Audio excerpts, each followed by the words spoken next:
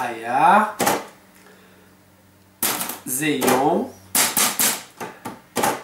סגריר. והשמש כבר נעלמה.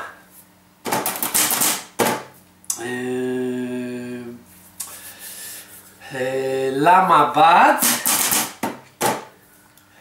לתריסים והקבוצה הפסידה.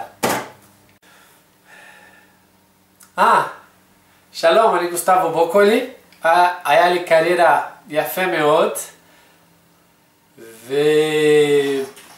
וזכיתי עם מכבי חיפה בהרבה אלופויות, שיחקתי בליגת אלופות ואפילו נתתי גול באנפילד.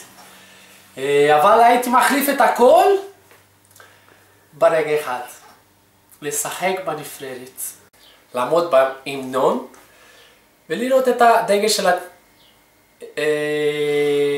המדינה שלי. עם הנבחרת ברזיל זה לא הלך לי.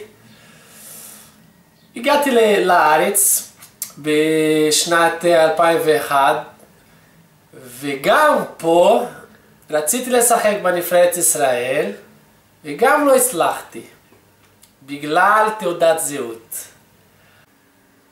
ועכשיו שאני בן 35 אני עוד לא מוותר. אם לא הלך בנבחרת ברזיל, לא הלך בנבחרת ישראל, הגעתי למסקנה. אני הולך לנבחרת הסופרים. הנבחרת משחקת כאן בחיפה, ביורו של הסופרים. כן, אני החלטתי לכתוב ספר ואני משחק בנבחרת. גרמניה, שוודיה, איטליה, הנה, אני בא.